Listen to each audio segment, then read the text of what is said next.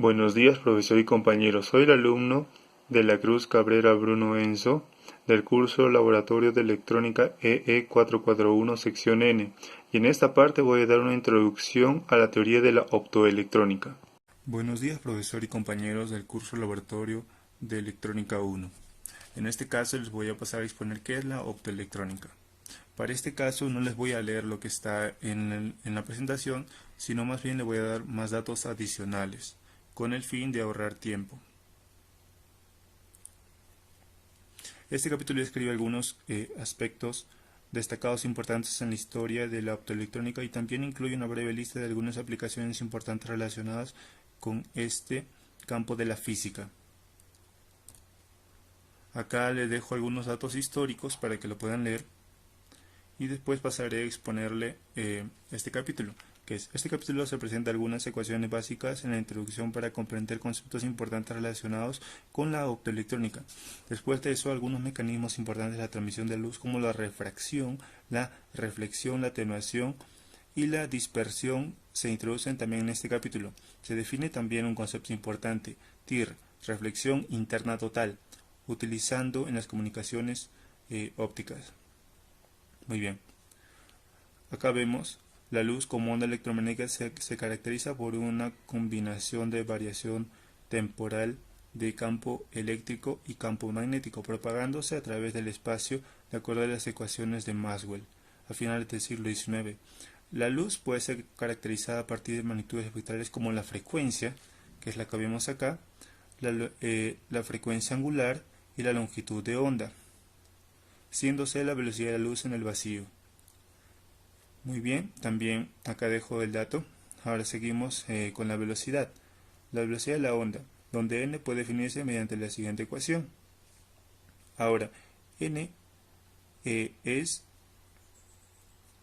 el índice de refracción, siendo EdR medir la permeabilidad eléctrica relativa y la permeabilidad magnética del medio respectivamente. El índice de refracción es una función de la longitud de onda.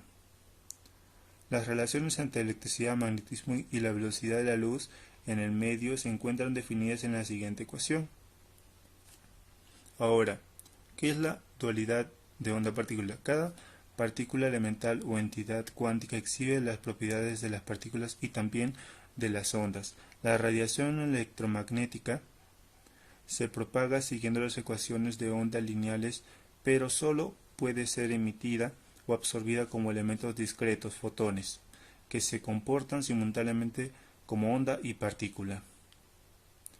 La energía de un fotón E es proporcional a su frecuencia y puede calcularse mediante la relación de Planck-Einstein, también conocida como la ecuación de Planck, que es la que vemos acá. Y bueno, acá les dejo el dato del H. Ahora pasemos a ver el espectro óptico. El espectro óptico es una pequeña parte del espectro electromagnético. Los ojos humanos pueden detectar luces de longitud de onda en el rango de 450 nanómetros a 650 nanómetros. Esta parte del espectro electromagnético se llama espectro óptico o luz visible. En esta figura podemos notar lo expuesto. Ahora vamos a pasar a explicar este capítulo que es refracción, reflexión, atenuación y dispersión. Cuando la luz llega al plano frontera entre dos medios de comunicación, aparece una luz transmitida en el medio 2 y una luz reflejada en el medio 1. La luz transmitida es la luz refractada. Los ángulos asociados a las direcciones de la luz transmitida, refractada y reflejada se muestran en la siguiente figura. El ángulo de incidencia Φ1 es el ángulo de reflexión. El ángulo de incidencia es Φ1, perdón, es igual al ángulo de reflexión Φ3, como vemos acá. Lo dejo para que lo puedan analizar. Ahora, reflexión. ¿Qué es la reflexión? Es el cambio de dirección de los ángulos cuando pasa un material de índice de refracción diferente, n. Muy bien. Ahora vamos a exponer también la ley de Shell, que nos da una relación entre los senos de los ángulos de reflexión y refracción y de los índices de refracción de los medios. Ahora, un concepto que ya mencionamos es la reflexión interna total, que es el TIR.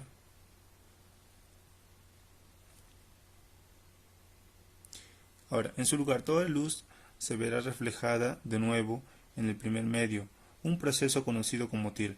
Este principio se aplica mediante guías de onda tradicionales como fibra óptica y se muestra en la siguiente figura. Aquí vemos que para un determinado ángulo ya no se va a propagar para medio 2, sino se va a reflejar completamente.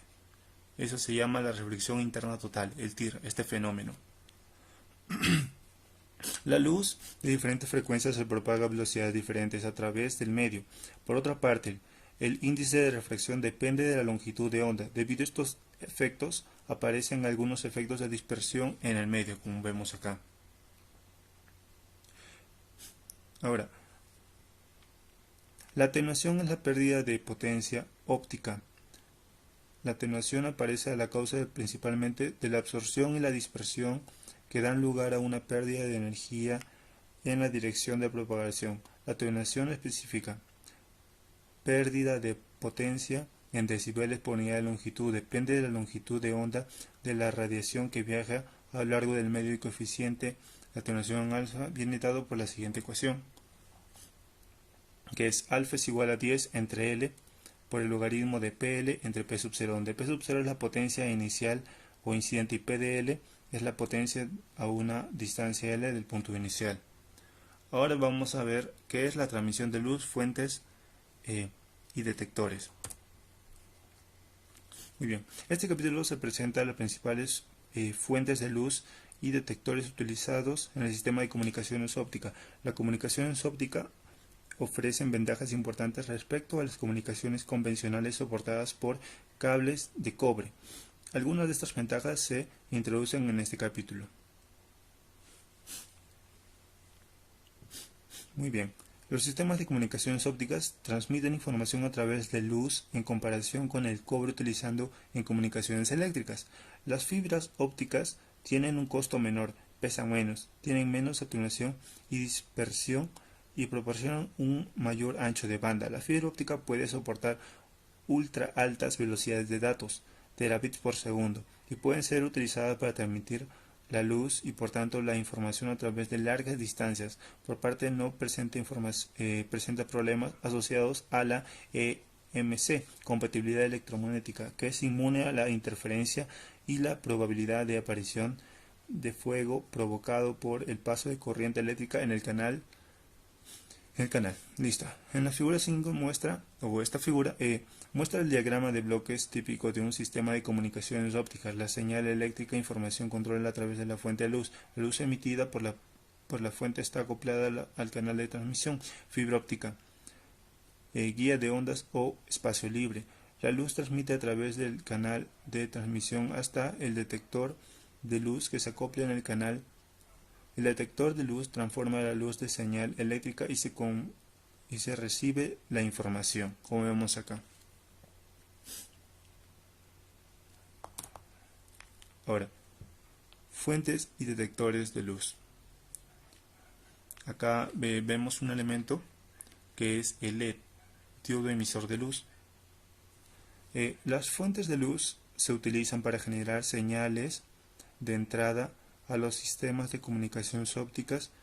Los sistemas de comunicaciones ópticas a menudo utilizan fuentes ópticas basadas en semiconductores, como los ya mencionados LEDs, o también los LDS, láser diodes. Muy bien, ¿qué es un láser? Amplificación de luz por emisión de radiación estimulada. Acá les voy a dejar un pequeño cuadro para ver las características y la estructura de cada uno de los datos mencionados.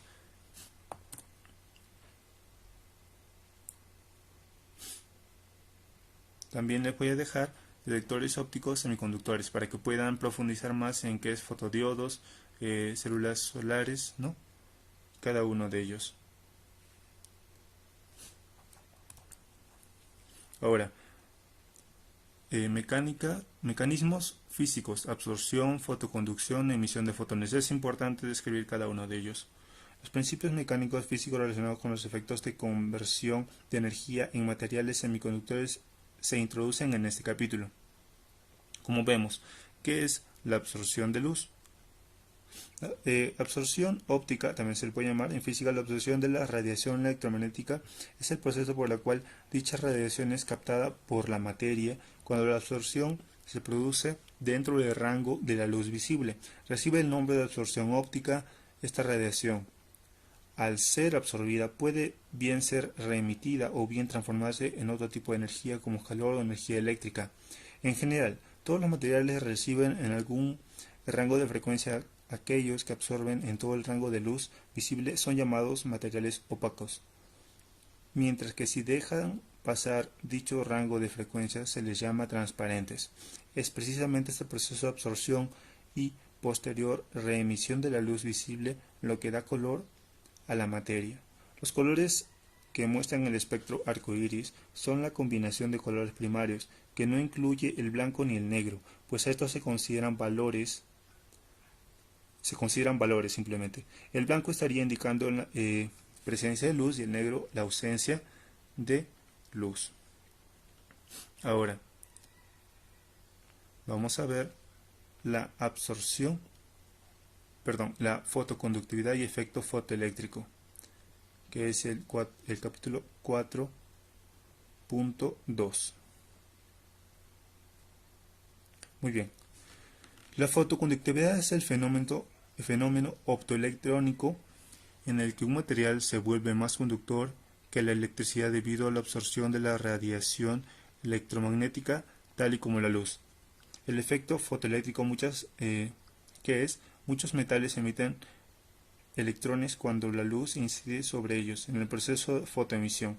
Si un electrón dentro de algún material absorbe la energía de un fotón y adquiere más energía que la función de trabajo del material, se emite. Aquí vemos un pequeño gráfico. Emisión de un fotón. Cuando un electrón cae en un nivel de energía inferior y se encuentra en un hueco, se libera energía en forma de fotón. La longitud de onda de la luz depende de la banda prohibida del material semiconductor. La luz se emite en múltiplos de una determinada unidad de energía mínima. El valor de esta unidad es la energía del fotón. Dispositivos optoelectrónicos y sensores. Este capítulo describe los principales dispositivos optoelectrónicos y sensores que forman parte de la mayoría de las aplicaciones de la fotónica. Algunos conceptos básicos sobre la física de semiconductores también se introducen con el fin de entender características internas y el comportamiento de estos dispositivos, principalmente en la conversión directa entre electrones y fotones. Los dispositivos optoelectrónicos y sensores de luz se fabrican mediante el uso de materiales semiconductores que ya lo conocemos. Ahora, los LEDs, diodos emisores de luz, son diodos semiconductores que emiten luz incoherente de espectro reducido cuando la unión PN está polarizada.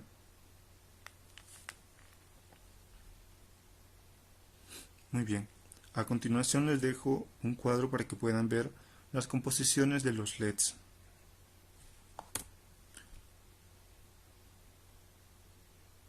Ahora, LDS, diodos láser.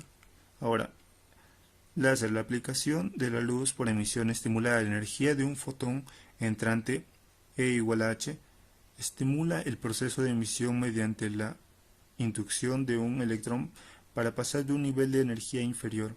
Este proceso permite obtener la aplicación de fotones. Un fotón entrante resulta de los fotones salientes que tienen la misma dirección y longitud de onda y fase.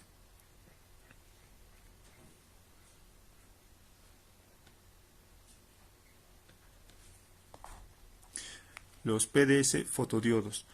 Un fotodiodo es un dispositivo semiconductor que convierte la luz en corriente eléctrica. La corriente se genera cuando los fotones son absorbidos en el fotodiodo. Se basa en la unión Pn o P y N. Cuando los fotones de energía suficientes emplea el diodo, se excita un electrón creando así un electrón móvil y un agujero de electrones con carga positiva. ¿Qué son las células solares? Muy bien. Una célula fotoeléctrica, también llamada célula solar, fotocélula o célula fotovoltaica, es un dispositivo electrónico que permite transformar la energía lumínica, fotones, en energía eléctrica, flujo de electrones libres, mediante el efecto fotoeléctrico, generando energía solar fotovoltaica compuesta de un material que presenta efecto fotoeléctrico, absorben fotones de luz y emiten electrones. Cuando estos electrones libres son captados, el resultado de una corriente eléctrica que puede ser utilizada como electricidad.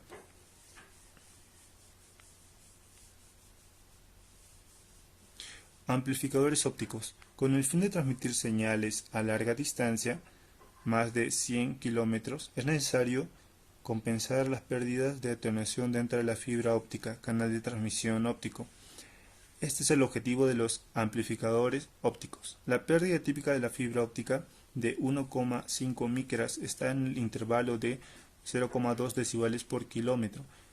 Es posible convertir la señal óptica en señal eléctrica y el uso de amplificadores electrónicos convencionales para compensar las pérdidas de transmisión y luego convertir de nuevo la señal óptica. Sin embargo, estas conversiones de señal requieren elementos de electrónicos de velocidad costosos. Muy bien.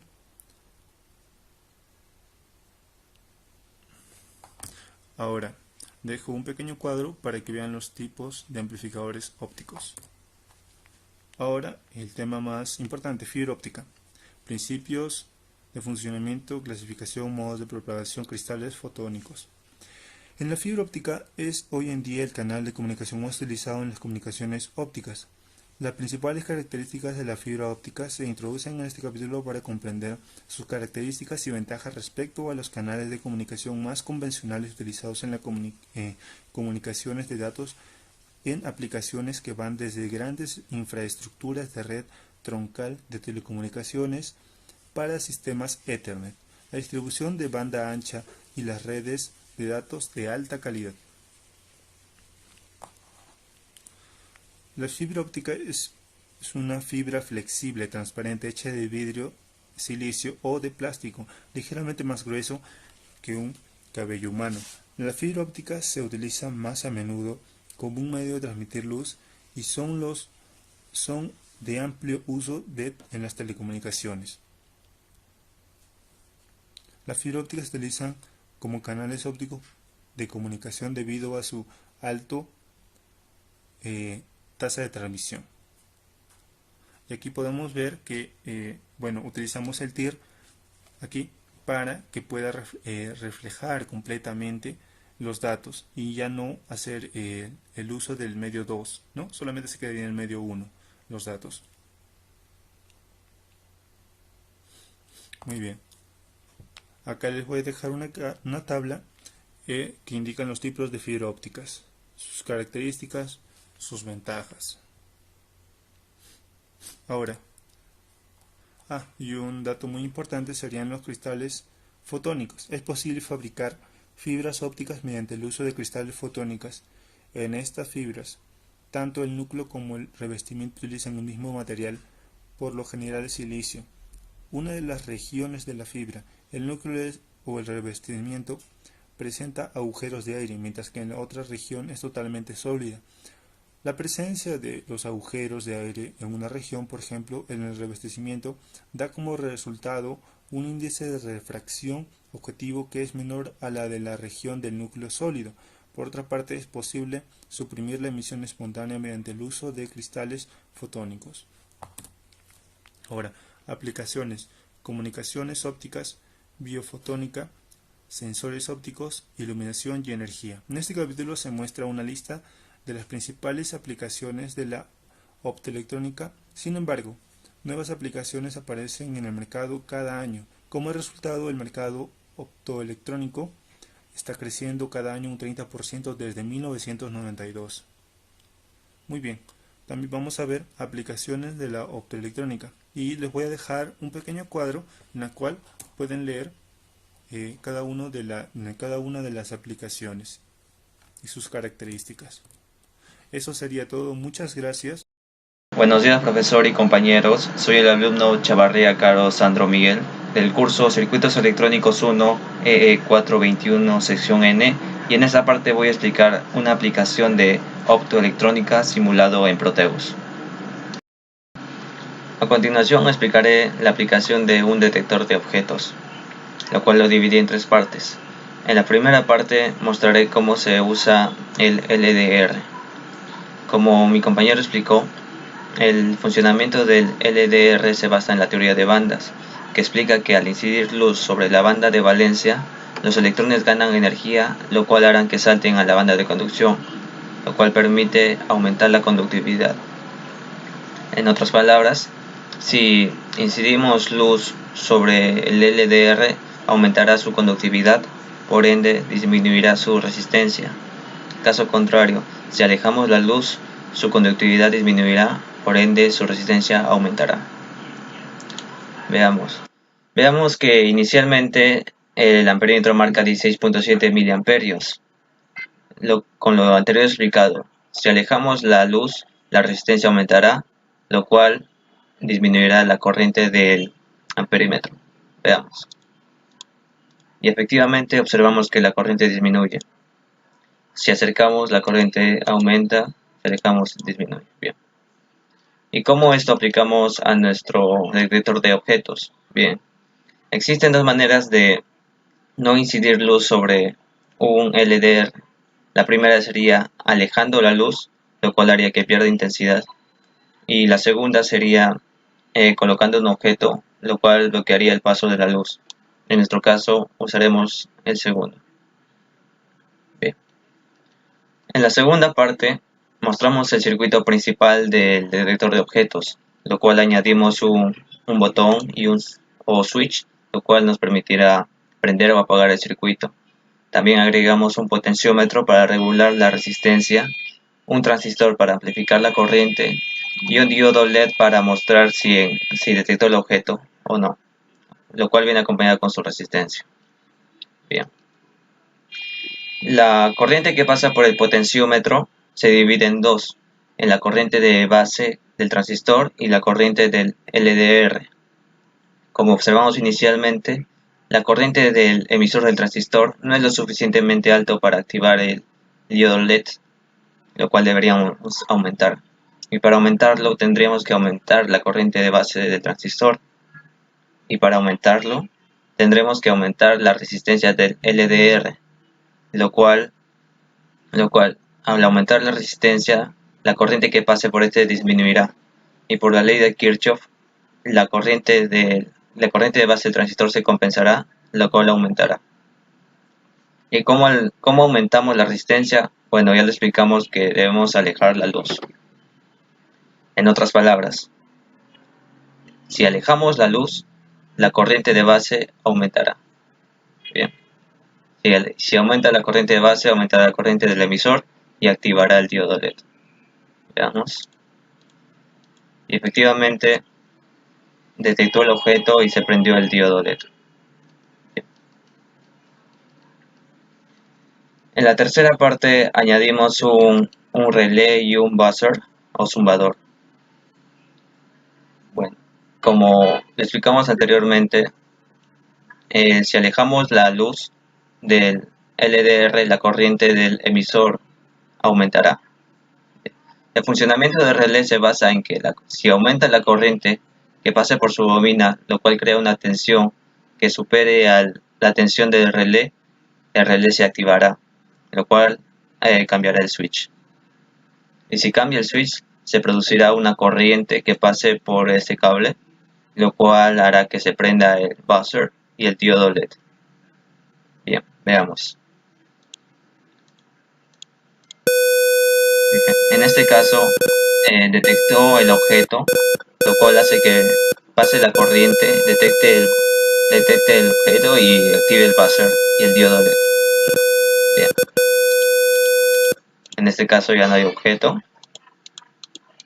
En este caso encontró el objeto. Y así no encontró el objeto. Bien. Esto se puede aplicar en la industria para el conteo de diferentes materiales o en la robótica para crear un robot que verifique los objetos de obstrucción. Gracias. Buenos días, profesor y compañeros. Soy el alumno Vergara Farfán Aaron Harold del curso de Laboratorio de Electrónica EE 441, sección N. En la siguiente parte daré algunas aplicaciones de la optoelectrónica con el uso de fototransistores. Los fototransistores son transistores sensibles a la luz. Cuando la luz incide sobre la base, genera portadores de carga en ella. Dicha carga hace que el transistor lleve a un estado de conducción. En este primer circuito usaremos el fototransistor para construir un pequeño sistema de control. Observamos que en esta caja hay un LED al lado de un fototransistor. Al momento de cerrar el switch, nos permitirá en este primer circuito, que será nuestro circuito de control, circular la corriente que encenderá el LED, que a su vez permitirá que el transistor pase al estado de conducción. Al momento de pasar el estado de conducción, en este nodo se pondrá en negativo. Entonces, con el nodo positivo generado por esta fuente de 12 voltios, tendremos una circulación de corriente que encenderá nuestro LED. De la misma manera, si abrimos nuestro switch, el LED dejará de encender, generando así un sistema de control. También podemos usar los fototransistores para acoplar circuitos. En esta segunda figura tenemos 3 circuitos. Como podemos observar, cada uno tiene su propia fuente, su propia resistencia y su propio LED. Al momento de cerrar el switch, vemos que todos los circuitos se encienden. De esta manera acoplamos 3 circuitos que funcionan de manera independiente cada uno. Otro de los usos interesantes de los fototransistores es para la construcción de compuertas de los sistemas digitales. En este caso, hemos usado 3 fototransistores para construir una compuerta AND. Vemos que al estar en las entradas 0, 0, tendremos una salida en 0. Cuando tenemos la entrada 1, 0, tendremos nuestra salida en 0. Si tenemos la entrada 0, 1, tendremos la salida en 0. Y cuando tengamos entradas 1, 1, tendremos la salida en 1. Entonces, usando los fototransistores podemos construir compuertas AND y cualquier otro tipo de compuertas para los sistemas digitales.